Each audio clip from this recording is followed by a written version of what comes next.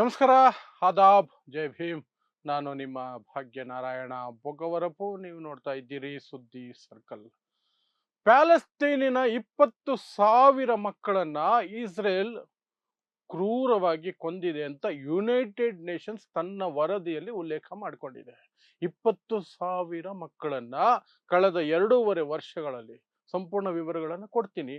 ಕೇವಲ 20,000 ಮಕ್ಕಳನ್ನ ಕೊಂದಿರೋದು ಮಾತ್ರ ಅಲ್ಲ, 44,000 ಮಕ್ಕಳಿಗೆ ಶಾಶ್ವತ ಅಂಗವೈಕಲ್ಯ ಆಗಿದೆ. ಅದಕ್ಕೂ ಸಹ ನೇರ ಹೊಣೆ ಇಸ್ರೇಲ್ ಅಂತ ಆ ಯುನೈಟೆಡ್ ನೇಷನ್ಸ್ ನ ವರದಿಯಲ್ಲಿ ಉಲ್ಲೇಖ ಮಾಡಲಾಗಿದೆ. ಸೊ ಏನದು ವರದಿ? ಆ ವರದಿ ಕೊಟ್ಟಿರುವಂತಹ ವ್ಯಕ್ತಿ, ಆ ಒಂದು ತನಿಖಾ ಸಮಿತಿಯ ಮುಖ್ಯಸ್ಥ ಭಾರತ ಮೂಲದವರು, ಭಾರತದಲ್ಲಿ ಜಡ್ಜ್ ಆಗಿದ್ದಂತಹವರು.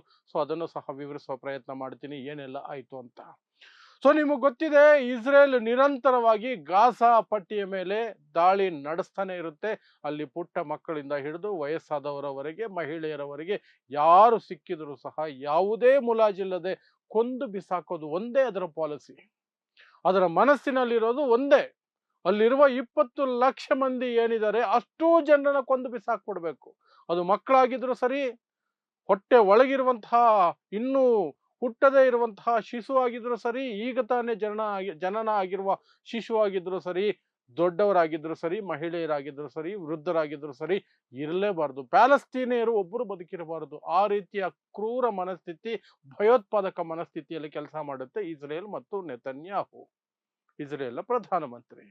ಸೊ ಇದು ಒಂದು ವರದಿ ಈಗ ಹೊರಗಡೆ ಬಂದಿದೆ. ಆ ವರದಿಯನ್ನ ಹ್ಯೂಮನ್ ರೈಟ್ಸ್ ಕೌನ್ಸಿಲ್ ಅನ್ನುವಂತಹ ಸಂಸ್ಥೆ ಕೊಟ್ಟಿರುವಂತಹದ್ದು. ಅದನ್ನ ಯುನೈಟೆಡ್ ನೇಷನ್ಸ್ ಒಪ್ಪಿಕೊಂಡು ತನ್ನ ವರದಿಯಲ್ಲಿ ಸೇರಿಸ್ಕೊಂಡಿದೆ. ಈ ವರದಿಯಲ್ಲಿ ಅಕ್ಟೋಬರ್ 7ನೇ ತಾರೀಕು 2023ನೇ ದಿನಾಂಕ, ಆವತ್ತಿನಿಂದ ಮೊನ್ನೆ ಮಾರ್ಚ್ 31, 2026ರವರೆಗೆ, ಸುಮಾರು 2.5 ವರ್ಷಕ್ಕಿಂತ ಸ್ವಲ್ಪ ಜಾಸ್ತಿ ಆ ಅವಧಿಯಲ್ಲಿ ನಡೆದಿರುವಂತಹ ನರಮೇಧ, ಮಕ್ಕಳ ನರಮೇಧ, ಬೇರೆ ದೊಡ್ಡವರ ಸಂಖ್ಯೆ ಇನ್ನೂ ಸಿಕ್ಕಾಪಟ್ಟೆ ಇದೆ. ಇದು ಕೇವಲ ಮಕ್ಕಳ ನರಮೇಧದ ಬಗ್ಗೆ ಮಾತ್ರ ಇರುವಂತಹ ಅಂಕಿಅಂಶಗಳು ಮತ್ತು ತನಿಖೆ. ಅದರಲ್ಲಿ 20,000 ಪ್ಯಾಲೆಸ್ತೇನ್ ಮಕ್ಕಳನ್ನ ಕ್ರೂರವಾಗಿ ಕೊಂದಿದ್ದಾರೆ ಅಂತ ಉಲ್ಲೇಖಿಸಲಾಗಿದೆ. 44,000 ಮಕ್ಕಳು ಲೈಫ್ ಲಾಂಗ್ ಪರ್ಮನೆಂಟ್ ಡಿಸೆಬಿಲಿಟಿ, ಜೀವನ ಪರ್ಯಂತ ಅಂಗವೈಕಲ್ಯ, ಶಾಶ್ವತ ಅಂಗವೈಕಲ್ಯಕ್ಕೆ ಒಳಗಾಗಿದ್ದಾರೆ. ಹಾಗಾದ್ರೆ ಇಷ್ಟು ಮಾತ್ರ ಹಾಕಿದರೆ ಯಾರ್ದು ಕರುಳು ಚುರ್ ಅಂತ ಇರಲಿಲ್ಲ. ಆದ್ರೆ ಅದರಲ್ಲಿ ಒಂದಷ್ಟು ಮಾಹಿತಿ ಇದೆ. ಅದನ್ನು ಕೇಳಿದ್ರೆ ನಿಮ್ಗೆ ಅಪ್ಪ, ಈ ಇಸ್ರೇಲ್ ಎಂತಹ ಕ್ರೂರಿ ಕ್ರೂರಿ ಕ್ರೂರಿ ಅಂತ ಒತ್ತಿ ಒತ್ತಿ ಹೇಳಬೇಕು ಅನ್ಸುತ್ತೆ. ಯಾಕೆಂದ್ರೆ ಮಕ್ಕಳನ್ನ ಕೊಲ್ಲೋದಕ್ಕೆ ಅವರು ಅನುಸರಿಸಿದ ಮಾರ್ಗ ಇದೆಯಲ್ಲ, ಅದು ಅತ್ಯಂತ ಕ್ರೌರ್ಯ ಭರಿತವಾದಂತಹ, ಅಮಾನವೀಯವಾದಂತಹ ಮಾರ್ಗ. ಅದನ್ನ ಯುನೈಟೆಡ್ ನೇಷನ್ಸ್ ಅದೇ ವರದಿಯಲ್ಲಿ ಉಲ್ಲೇಖಿಸಿದೆ. ಅದೇ ವರದಿಯಲ್ಲಿ ಹೇಗೆ ಕೊಲ್ತಾ ಇದ್ರು ಮಕ್ಕಳನ್ನ ಅಂತ. ಅವರು ಥರ್ಮಲ್ ಡಿಟೆಕ್ಟರ್ಸ್ ನ ಬಳಸ್ತಿದ್ರು. ಅಂದ್ರೆ ರಾತ್ರಿ ಹೊತ್ತಲ್ಲಿ ಕತ್ತಲೆಯಲ್ಲಿಯೂ ಸಹ ಇನ್ಫ್ರಾರೆಡ್ ಕ್ಯಾಮೆರಾಗಳನ್ನ ಬಳಸ್ಕೊಂಡು, ಯಾವುದಾದ್ರೂ ಜೀವಿ ಅಲ್ಲಿದ್ರೆ ಅದರ ಮೈ ಬಿಸಿಯ ಆಧಾರದ ಮೇಲೆ, ಆಕಾರದ ಆಧಾರದ ಮೇಲೆ ಥರ್ಮಲ್ ಡಿಟೆಕ್ಷನ್ ಅಂತ ಆಗುತ್ತೆ. ಸ್ಪಷ್ಟವಾಗಿ ಗೊತ್ತಾಗುತ್ತೆ ಇಂಥ ಜಾಗದಲ್ಲಿ ಮನುಷ್ಯರಿದ್ದಾರೆ ಅಥವಾ ಪ್ರಾಣಿ ಇದೆ, ಇನ್ನೇನೋ ಇದೆ, ಯಾವುದೋ ಒಂದು ಜೀವಿ ಇದೆ ಅನ್ನುವಂಥದ್ದು. ಅದು ಮೂವ್ ಆದ್ರೆ ಅದು ಕ್ಲೀನ್ ಆಗಿ ಗೊತ್ತಾಗ್ತಾ ಇರುತ್ತೆ. ಅಂತಹ ಡಿಟೆಕ್ಟರ್ಗಳನ್ನ ಬಳಸಿ ಪ್ಯಾಲೆಸ್ತೀನ್ ಮಕ್ಕಳನ್ನೇ ಟಾರ್ಗೆಟ್ ಮಾಡಿ ಕೊಂದಿದ್ದಾರೆ ರಾತ್ರಿ ಹೊತ್ತುಗಳಲ್ಲಿ. ಇನ್ನು ಹಗಲು ಹೊತ್ತಲ್ಲೂ ಸಹ ಹುಡುಕಿ ಹುಡುಕಿ ಕೊಂದಿದ್ದಾರೆ. ಯಾವ ರೀತಿ ಅಂದ್ರೆ, ವಿಡಿಯೋ ಗೇಮ್ಸ್ ಆಡ್ತಾರಲ್ಲ, ವಿಡಿಯೋ ಗೇಮ್ಸ್ ಯಾರನ್ನ ಕೊಲ್ಲುವ ಹಾಗೆ, ಶೂಟ್ ಮಾಡುವ ಹಾಗೆ ಕಂಪ್ಯೂಟರ್ ಗೇಮ್ಸ್ ಆಡ್ತಾರಲ್ಲ, ಆ ರೀತಿ ಹೆಲಿಕಾಪ್ಟರ್ಗಳಲ್ಲಿ ಮೇಲೆ ಹೋಗ್ತಾ ಹೋಗ್ತಾ ಆಟ ಆಡ್ತಿರೋ ಮಕ್ಕಳನ್ನ ನೋಡಿ ಖುಷಿ ಖುಷಿಯಾಗಿ ಬೇಟೆಯಾಡುವ ರೀತಿಯಲ್ಲಿ, ವಿಡಿಯೋ ಗೇಮ್ಸ್ ಅಲ್ಲಿ ಕೊಲ್ಲುವ ರೀತಿಯಲ್ಲಿ ಹುಡುಕಿ ಹುಡುಕಿ ಮಕ್ಕಳನ್ನ ಕೊಂದಿದ್ದಾರೆ, ಗುರಿಯಾಗಿಸಿಕೊಂಡು ಕೊಂದಿದ್ದಾರೆ. ಅವರು ಗೊತ್ತು ಅದು ಮಕ್ಕಳೇ ಅಂತ. ಆದರೆ ಸುಳ್ಳು ಹೇಳೋದಕ್ಕೆ ಜಗತ್ತಿಗೆ ಹೇಳೋದು, ಯಾರನ್ನೋ ಕೊಲ್ಲೋಕೆ ಹೋದಾಗ ಮಕ್ಕಳು ಸಹ ಬಲಿಯಾದರು. ಉಗ್ರವಾದಿಗಳನ್ನ, ಹಮಾಸ್ ಲೀಡರ್ಗಳನ್ನ ಟಾರ್ಗೆಟ್ ಮಾಡಿ ನಾವು ದಾಳಿ ನಡೆಸಿದ್ವಿ, ಮಕ್ಕಳು ಟಾರ್ಗೆಟ್ ಆದ್ರು, ಮಕ್ಕಳು ಸತ್ತು ಹೋದ್ರು, ನಮಗೆ ಮಕ್ಕಳನ್ನು ಕೊಲ್ಲುವ ಉದ್ದೇಶ ಇರಲಿಲ್ಲ ಅಂತ ಸುಳ್ಳು ಹೇಳುತ್ತೆ ಈ ಕ್ರೂರಿ ಇಸ್ರೇಲ್. ಆದ್ರೆ ಈ ವರದಿಯಲ್ಲಿ ಸ್ಪಷ್ಟವಾಗಿದೆ, ವಿಡಿಯೋ ಗೇಮ್ಸ್ ರೀತಿಯಲ್ಲಿ ಮಕ್ಕಳು ಆಟ ಆಡ್ತಿದ್ದಾರೆ. ಹಗಲೊತ್ತಲ್ಲಿ ಮಧ್ಯಾಹ್ನ ಹೆಲಿಕಾಪ್ಟರ್ಗಳಲ್ಲಿ ಮೇಲಿಂದ ನೋಡಿ ಒಬ್ರಿಗೊಬ್ರು ಸಂದೇಶಗಳನ್ನು ಕೊಟ್ಟುಕೊಂಡು, ನೋಡಿ ಇಲ್ಲೊಂದು ಮಗು ಹೋಗ್ತಾ ಇದೆ, ಉಡಾಯಿಸು. ನೋಡ ಅಲ್ಲೊಂದು ಮಗು ಓಡ್ತಾ ಇದೆ ಉಡಾಯಿಸು, ಇಲ್ಲೊಂದು ಮಗು ಆಟ ಆಡ್ತಿದೆ ಉಡಾಯಿಸು, ಅಲ್ಲೊಂದು ಮಗು ಮಲಗಿದೆ ಉಡಾಯಿಸು. ಹೀಗೆ ವಿಡಿಯೋ ಗೇಮ್ಸ್ ಅಲ್ಲಿ ಕೊಂದ ರೀತಿಯಲ್ಲಿ ಕೊಂದಿದ್ದಾರೆ ಅಂತ ಈ ಕೌನ್ಸಿಲ್ ಹೇಳ್ತಾ ಇದೆ. ಆ ಕೌನ್ಸಿಲ್ ನ ವರದಿಯನ್ನ ಯುನೈಟೆಡ್ ನೇಷನ್ಸ್ ಒಪ್ಕೊಂಡಿದೆ. United Nations ಒಪ್ಕೊಂಡಿದೆ.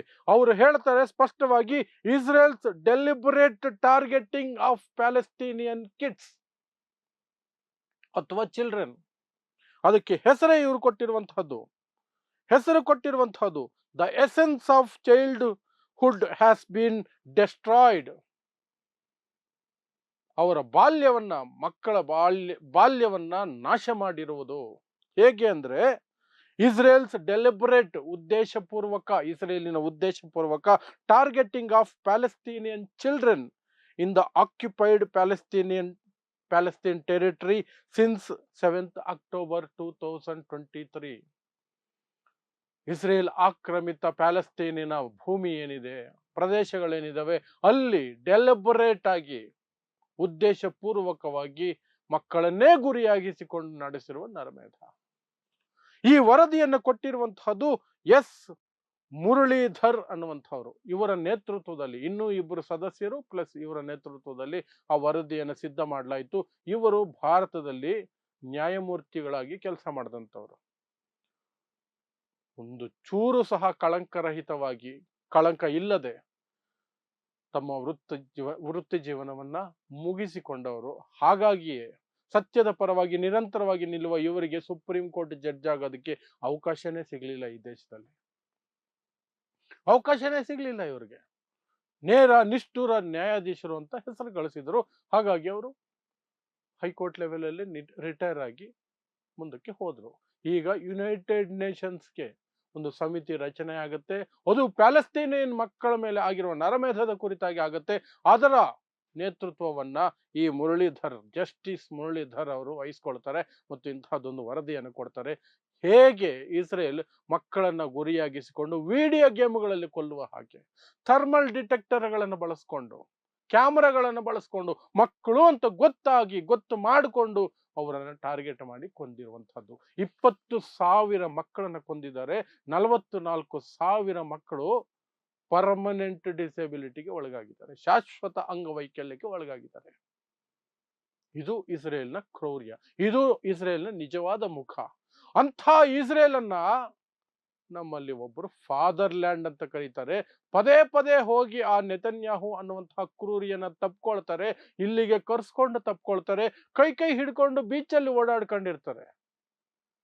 20,000 ಮಕ್ಕಳನ್ನ ಕೊಂದ ಕ್ರೂರಿ.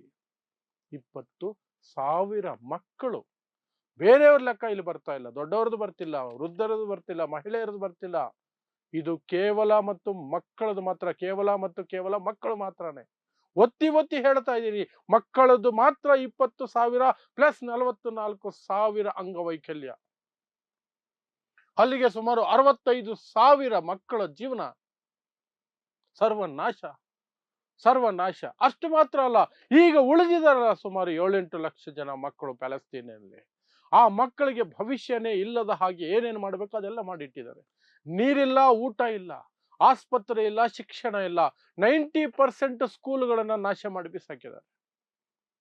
90% ಸ್ಕೂಲ್ಗಳ ನಾಶ, 90% ಆಸ್ಪತ್ರೆಗಳು ನಾಶ. ಮಕ್ಕಳಿಗೆ ಏನಾದ್ರಾದ್ರೆ ಆಸ್ಪತ್ರೆ ಇಲ್ಲ. ಓದಿ ವಿದ್ಯಾವಂತರಾಗ್ತಾರೆ ಅನ್ಕೊಂಡ್ರೆ ಶಿಕ್ಷಣ ಇಲ್ಲ, ಶಾಲೆಗಳಿಲ್ಲ. ಬದುಕುಳಿದ್ರೆ ಈ ರೀತಿ ಬೇಟೆಯಾಡ್ತಾರೆ. ಪ್ರಾಣಿಗಳನ್ನ ಬೇಟೆಯಾಡಿದ ರೀತಿಯಲ್ಲಿ ಮಕ್ಕಳನ್ನ ಬೇಟೆಯಾಡಿ ಕೊಲ್ಲುತ್ತೆ. ಇದು ಯುನೈಟೆಡ್ ನೇಷನ್ಸ್ ಹೇಳ್ತಾ ಇರುವಂತಹದ್ದು. ಬೇರೆ ಯಾವುದೋ ಏರೆಗೇರೋ ಸಂಸ್ಥೆ ಅಥವಾ ಅವರಿಗೆ ಇಸ್ರೇಲ್ ಮೇಲೆ ಸಿಟ್ಟು ಅಂಥವ್ರು ಯಾರೋ ಮಾಡಿದ್ದಾರೆ? ನೋ, ಯುನೈಟೆಡ್ ನೇಷನ್ಸ್ ಒಪ್ಕೊಳ್ತಾ ಇರುವ ನಂಬರ್ಗಳು ಇವು. ಯುನೈಟೆಡ್ ನೇಷನ್ಸ್ ಒಪ್ಕೊಳ್ತಾ ಇರುವಂತಹ ವರದಿ ಇದು.